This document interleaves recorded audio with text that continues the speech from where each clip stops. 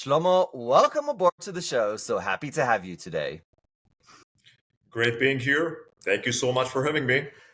I want to start on a personal note. I absolutely love when people kind of support their communities and volunteer. I'd love to start with something a little different. Tell us about the Nova project. Okay, cool. Nova is an NGO that supports other NGOs. Uh, Many NGOs are trying to do some very good things to the communities where they are and stuff like that. Many of them just find management challenging.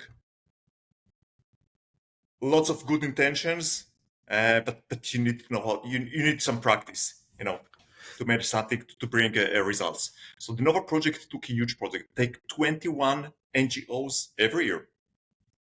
People that are doing amazing things, but kind of struggle. It can be with financials, it can be with actually achieving their KPIs that are aimed at. Wait, hold on, And hold on. Is this an accelerator for NGOs? Is that what you're saying? not at all. It's an Okay. annual project. They take Okay. 21 NGOs every year, and they support these 21 NGOs and trying to bring them to enrich them with all the know-how and with all the processes and with managing what they're doing to achieve the goals that they're actually aiming at, whether it's financial to support them just staying alive Right. or achieving the other KPIs. And what does the In program look addition, like?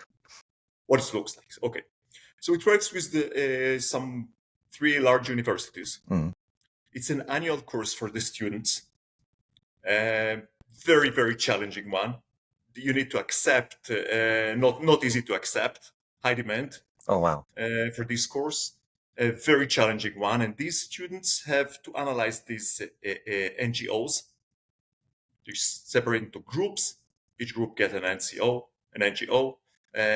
with a team leader. Team Mm. leader is a volunteer who works for a consulting firm, mainly one of the big fours. Oh, wow. Oh, wow. Okay, so these consultants take their time and volunteering, and the mentor. Mentor is most cases it's a C-level executive who can, talk at eye level with NGO CEOs, sometimes with authorities, with the government, Oh, with the wow. city, stuff like that. So basically, it's almost a consulting project where students are analyzing the organization. You have an actual Big Four consultant and an experienced C-level. This is amazing. I mean, I'm sure there's some awesome success stories. What has been your personal experience with the program? How it's affected the kids and how it affect, I should say, students, young adults, and how it's affected the NGOs. What's your favorite moment in the program? Let's start with the students. Hmm. I love the fact that you asked about the students, about the young people there. From my perspective, I think it was I think it was the goal from my perspective. Because these young people, students, who study very hard and they take a course which is more challenging than, and as they said, more challenging than more demanding than any I other love course that. in the university. And they don't do it just for the credits. Hmm. They do it because they believe they're doing something good. And I Hmm. think it is doing amazing for these people. It's the way to distribute our commitment to the community. They see these guys from the big four consultants who earn there's nice salaries and work pretty hard. And they see these C-level executives who don't really need anything else to do, and they work pretty hard as well. And Hmm. all these people find the time to leave their families and to leave their job and to do something just for the community. Hmm. And and I think it gives a lot to these students the fact that they're not alone. It kind of building the notion that it's okay, it's legit. You should do. Hmm. You're part of the good guys once you volunteer and do something for the community that you live in. I, It's not only you. It's not only that's your so part. delightful. What has any of the students come back to you, whatever, 3, 4, 5, 10 years later, and said this program had an effect on me, it changed my life? I heard more twice. I remember twice. Then when we wrapped up the year at the Hmm. end of the year, kind of celebrate and list what the students said. Twice it happened to me that students said it was the most challenging course we ever had, Oh, but wow. it was the reason It was what we expected to have from university. Mm. Because it's extremely challenging, Man. because you don't, take a business administration courses. Yeah. You have a case study, you Yeah. analyze it, and then four very brilliant students Yeah. within 3 weeks come to a conclusion exactly what a huge company, $1 trillion company, should have done. That's not how it works in real life. Mm. Okay? So in real life, you analyze, you build your concept, you deliver it to the NGO, and then you try to implement it. And then you find out that real life don't really work the way you expected it. Mm. Because when you start to deliver, you make it real life. Right. Things happen. It's not going the way you wanted. And more than one time, you build your analysis, you build your tests, and it all kind of collapse. Yeah. It doesn't really work in real life. And you have to pull yourself together and to work harder and to make things happen. And so it's extremely challenging for these young people. And as they said, it changed their perspective of what actually consulting and what actually management, working with real life, is like. Oh, wow. Yeah. I- So on one side, I feel like ecstatic about that. That's amazing. On the other side, it's not a great testament to how education is done in our universities. I did an MBA with, a top university, University of Chicago. I got to tell you, I've posted multiple times that I feel like I've been scammed. But the good news is that it feels like your program that you participated in, it gave these young adults justification that, well, maybe the degree was actually a great thing. So maybe you're the light at the end of the tunnel, and it's not a train coming towards us in this case. yeah, it's not middle age, but yeah, I met students in universities, and I told them, guys, I'm afraid the university is misleading you. Mm. In the university, when you get 100, Yeah. you're great. In real life, there is no 100. If you think you're A, then you're wrong. Then you're absolutely out of focus. You Yeah. don't know what's really. In real life, if you don't fail, Yeah. no way you can succeed. I want to dive into this. So I'll start with a personal story. My Okay. son, he's 2 grades above his grade level in math. So he was in 6th grade. He's doing 8th grade math, and he was tested on 8th grade math. And this is called the Idaho test. It's kind of a famous thing. And he got 97 percentile. So only 3% of the people got a better grade than him. He got 97 percentile testing on math 2 years above his grade, right? So he comes home, he's like, hey, daddy, this is what happened, da da da. I'm like, you're an idiot. Why do I say you're an idiot? Yep. So why do I say you're an idiot? Now, he knows me and he knows my philosophy, so this was no surprise for him. So his response is to me is this: yes, daddy, you are an idiot too, and I will continue to work hard to cure myself of this ailment for the rest of my life. And this is based on a philosophy that if you think that you are an A++, you have nowhere more to learn, then that's where you fail. But if you have the mindset that even though somebody graded you as 97 percentile 2 years above your grade, but you still have miles and miles and miles to learn, that's the mindset that you want to have. So when I call my children idiots, they smile. And I wish everybody had that mindset of learning. So I deeply, deeply appreciate what you did and are doing with Project Nova. I want to change the topic a little bit. When you look at your employees, right, and you're in the hiring process, what are the values? What are the things? What is the fires that you want to see burning in this potential prospective employee to which you're, yep, I'm going to hire that person? Curiosity, above all.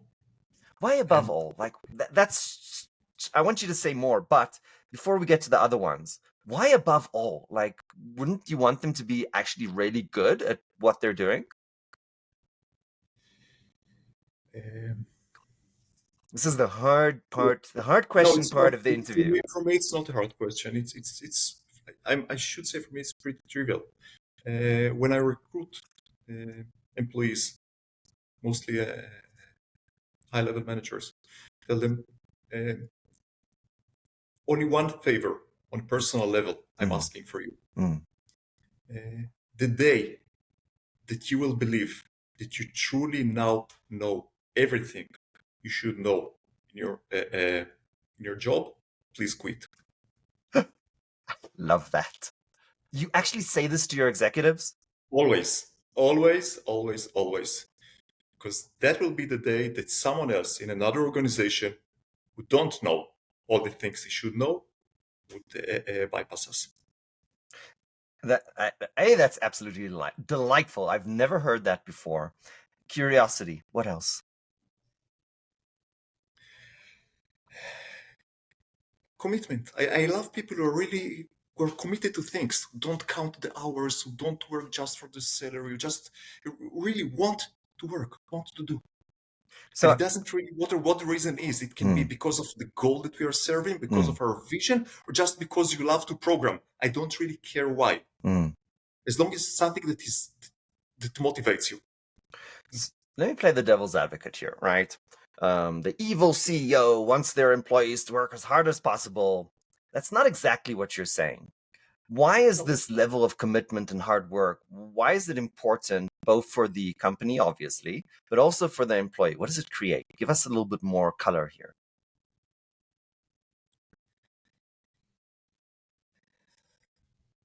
That's a challenging question. I can tell you a story about myself and Okay. give you a moment to think there. I'm working my ass off for my current company. We build drones and we serve law enforcement agencies. And I remember 20 years ago, I was working for a company called Celebrite, and we were also serving law enforcement.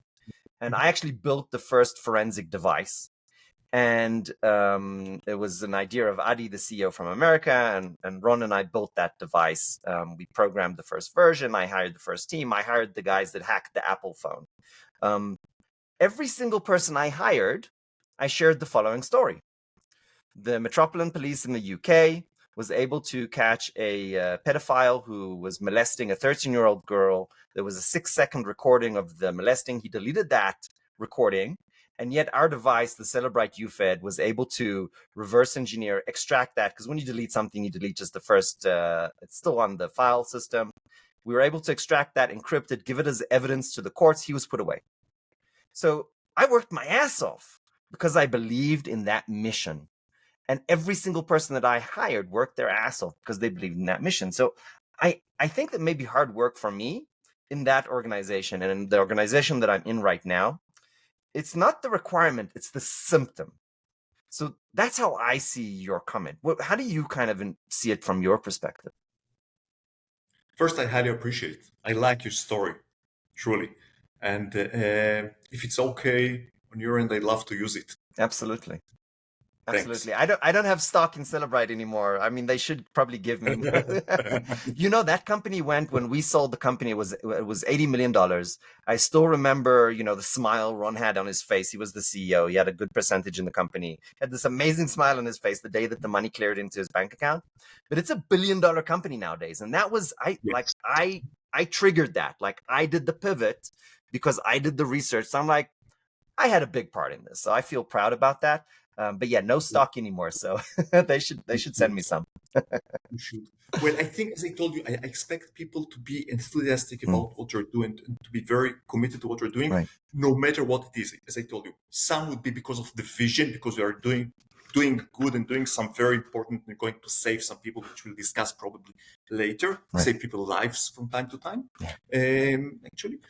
But I don't really care why. It can be just because you love coding. It can be just, I used to work for corporates. You can just be a clerk or an administrative whatever. I don't really care. Love what you do. Yeah. There's no Love small what you do. jobs. I don't like this give and take. You're giving me $5, so I should just be a part. No. Leave it with all your heart. It's good for everyone. It's good for the organization, but it's also good for you as a person. If you're in a give and take situation with anyone, I mean, you're in kind of it's war, it's combat. Yeah. Yeah. You gave me more, I gave him good. Now let's do the math. Now let's do. It's bad energy for you. You know what? So Get it. Give everything you can, and I, as an organization, will do my best to give you anything I can. But let's not do this math. I mean, shouldn't this be so simple? Like, you should do a job that you love and enjoy and want to do with all your heart because that's going to make you happy. Like, isn't it as simple as that? That's it. That's it. That's it. That's it.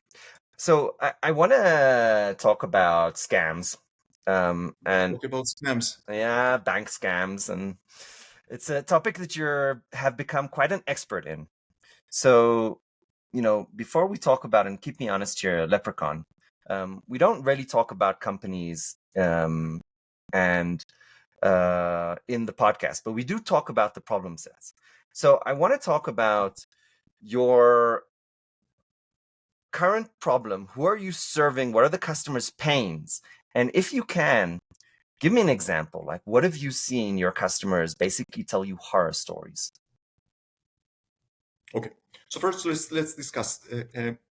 We are serving banks. We sell to banks and to insurance companies. We are saving their customers.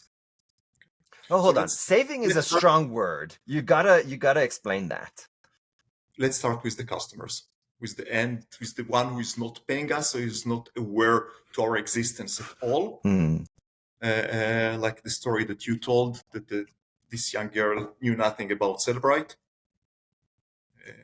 Okay, so this is our position. Okay. So let's talk about scams. Let's talk about social engineering scams.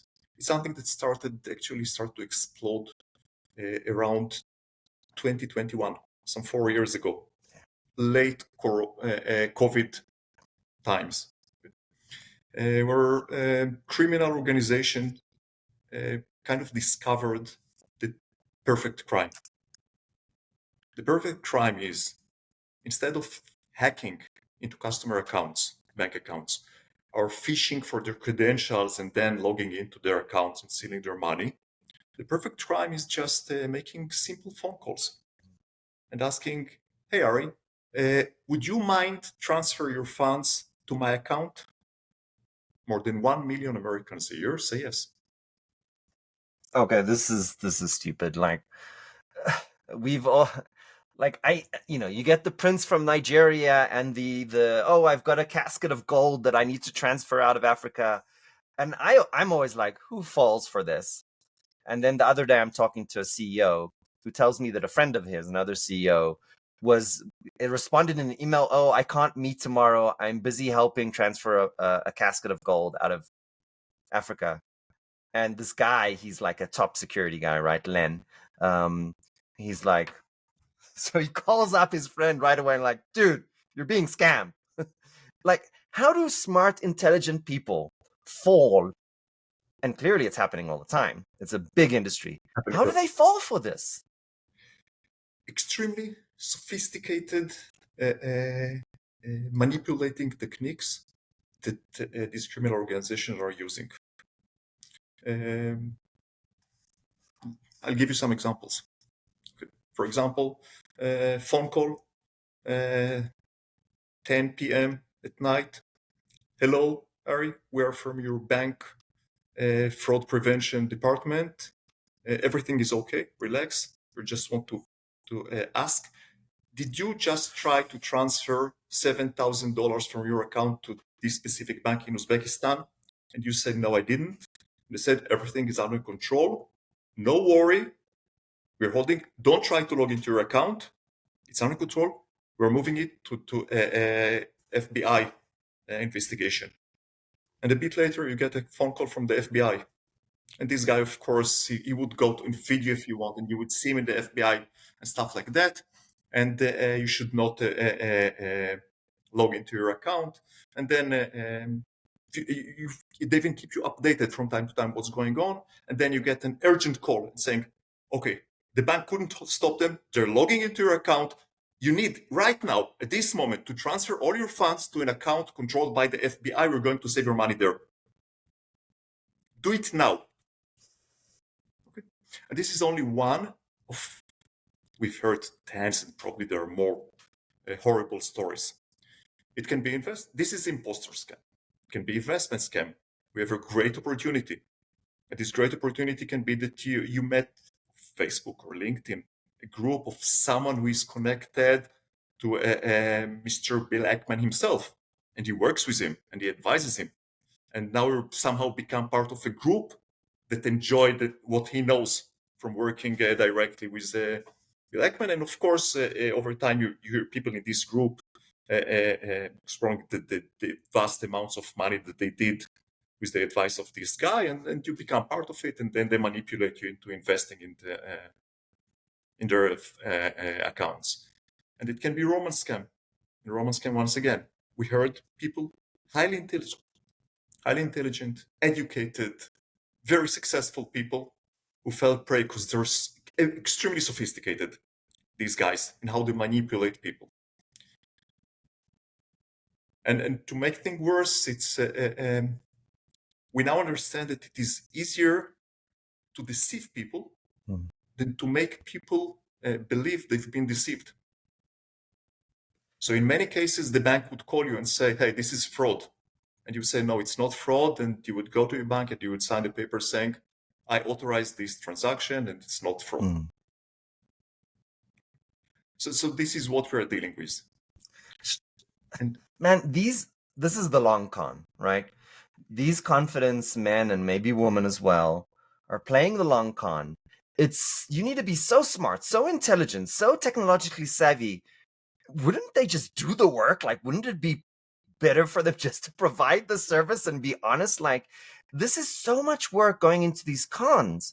How does it make sense? And you're breaking the law. You're going to have the feds and who else come after you? Like, just do the work. Like, how does this make sense? okay, there was an article in the 6 months ago in the AP News under the headline. I think it was scammers are scamming billions from Americans every year, and worse, most of them are getting away with it. Oh, my Lord. And the reason that most of them are getting away with it is that most of this crime is not conducted from within the United States, Oh, mainly no. from Asia, Myanmar, some places in the Philippines. It's the world's largest criminal organization now running the show there, because it seems to be more profitable on their end than other crimes that they used to work with. And as I told you, it's kind of the perfect crime. So it exploded with only few years to more than 50% of reported fraud in the United States, Wow. according to the Federal Trade Committee data.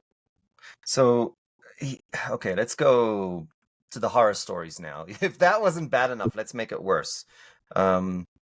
More than 2 years ago, something wonderful and something terrible happened, and it was the same thing.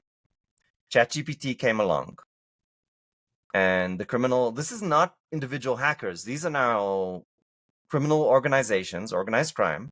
This is governments. This is basically hostile governments. They are now taking ChatGPT, or really it's a different LLM. They're using it locally in the dark web. They have removed all guardrails, so it will do whatever it's told.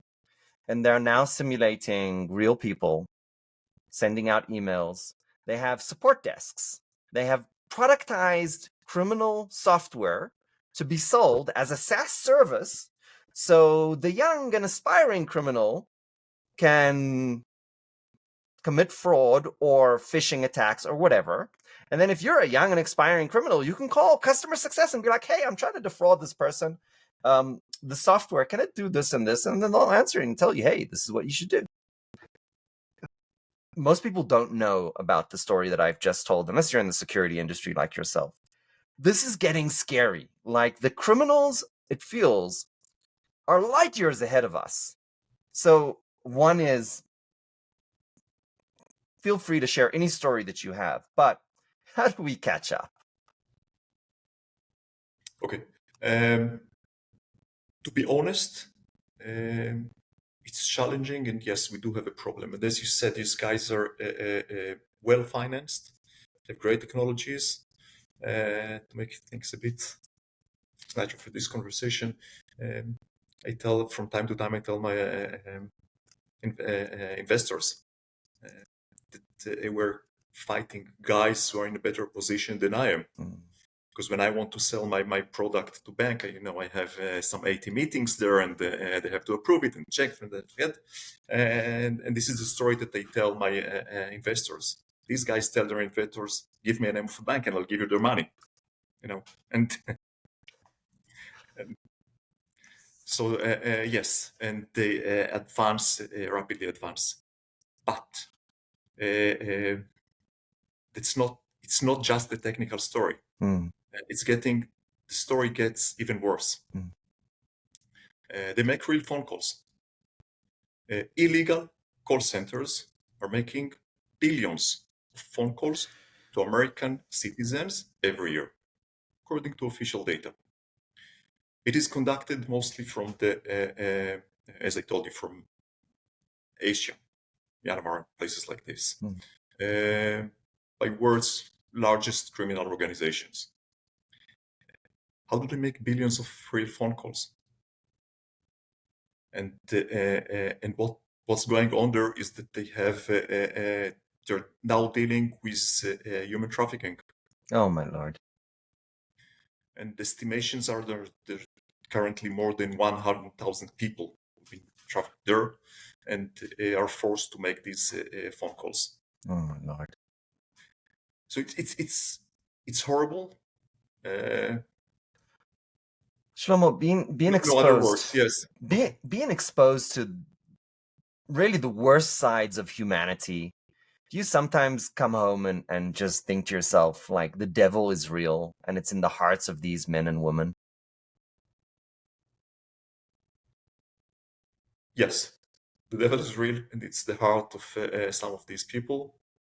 And from time to time, when we actually meet real stories, not just the data.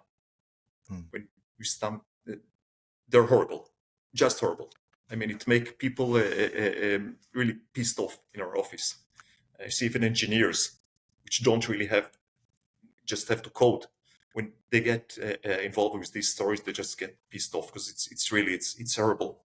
No other words. Yes, and we are and other organizations trying to do what we can to save these good people. What's your call to action? So if you had to ask, every single bank, every single person at home listening to us, what would be your call to action? What should they do? Let's start with the end consumer and then with the bank. End consumer, unfortunately, I would recommend anyone to do things that, I hate. I'm saying it. It's not my nature. But unfortunately, don't trust anyone. I keep telling my mother, if you get a phone call from me or from one of your grandchildren saying, "Hey, mom," and you see us on video and it's us, and I say, "Hey, I got stuck. I just need you help me with your credit card." Oh my Lord. Hang off on your grandchildren or your children and call us. So Don't for trust anybody anyone. that's If not bank is following, calling you, unfortunately, it's not good for humanity. It's not good for people to think this way. I rather be living in a world where people trust each other. Unfortunately, these guys forced us, and Lord. because of the magnitude, it's not rare. It's not something that it's not going to hit. No, it may hit each one of us. Okay? Targeting senior citizens is just evil. But for anybody who didn't follow what Shlomo just said, they are creating digital avatars of real people with their real voices, and they are attacking their family. Like that's what explains, right? That's the technology that is making your grandchild call you. It sounds like your grandchild, and it's like, "Hey, I'm stuck, grandma, can you help me?" And then, "Hey, can you give me your credit card?" Like that is You can see him on a video call. And yes, that's your grandchild, that's your kid. Yes, Lord help us. we just need some help. And So what should we do? Just call grandma back to so like, "Hey, hang grandma off. to call back," Hang right? off. Yes, hang the Okay. call. Call him. Call your grandma. That's call No, no, grandma. no, no, no. No. If your grandma, hang the call. Yeah. Say, "I love you. I'm going to call you in a second." Yeah. Hang the call. Call him. Sorry. Call You your can call him. grandchild. Yeah, that's right. Call your grandchild. Call, Yes. hang up the phone, Just to call your make sure that grandchild you back. just to make sure that it was Wonderful. really him on the Wonderful. phone. So if Okay. grandma is So is calling you, who is your bank? So is anyone who approached love it. you on their they initiated the call. I love it. So just call your grandchildren, talk to grandma, call her back if she asks for your Or credit card. I love that. What about the okay, banks? What about the financial institutions? okay. Financial institutions, I must say, are doing a lot of effort. Mm, Now it's being regulated, becoming regulated, but they did a lot of effort to protect their customers before regulation. So they spend a fortune, they invest a fortune in fraud investigators and in fraud detection systems and stuff like that. They are doing all they can to protect their system, and in mm, many cases, they even reimbursed, compensated customers who lost money to fraud, despite the fact that the bank had nothing to do with it. mm, In many cases, it happened. So I do appreciate the bank approach. And now it's been regulated. In the UK and Australia, it's been regulated starting October 24. In the United States, it's about to be regulated. The drafts are there, ready to be signed. So banks will have to reimburse customers who fell prey to such type of fraud. Now, that's very interesting because let's give it a second thought. That's the first time I spent 2 decades in the banking industry. mm. Never seen such regulation. Because once again, the story is a customer, Right. me, for example, logged into my bank account from my own device using my own credentials. Nothing happened. Mm, Didn't cancel my fingerprint authorization. Transfer funds. I believed I was doing something good, something right. okay. I invested or I sent it to my new loved one, Right. my funds. And then when I found out it was a scam, the bank will have to reimburse me. Wow. Wow, that's a big deal.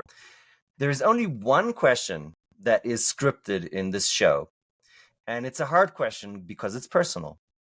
Shlomo, if you had to go back to 20-something-year-old young Shlomo, what advice would you give him? Hmm. Wow. I don't know. Probably be yourself. Stick to who you are. I mean, and don't feel uncomfortable when you hear from people surrounding you that your way is going to lead you to nowhere. Stay you. Don't try to follow the what you're expected to do. Stay innovative, and that's it. Shlomo, you have been an absolute delight. Thank you so much for joining our show today. I appreciate you truly, and I appreciate the work that you're doing. We don't do this, but since this is such an important, I think, work that you're doing, we're going to mention the company. Keep me honest here. It's Leprechaun. That's the pronunciation, and it's got a really cool logo. It's like a green hat, kind of like a leprechaun, and a thumbtick. I thought that was delightful. Thank you for the work that you're doing. Thank you for your service to your community, and thank you for coming on the show today. Thank you so much, Ari. Real pleasure chatting with you. Thank you so much.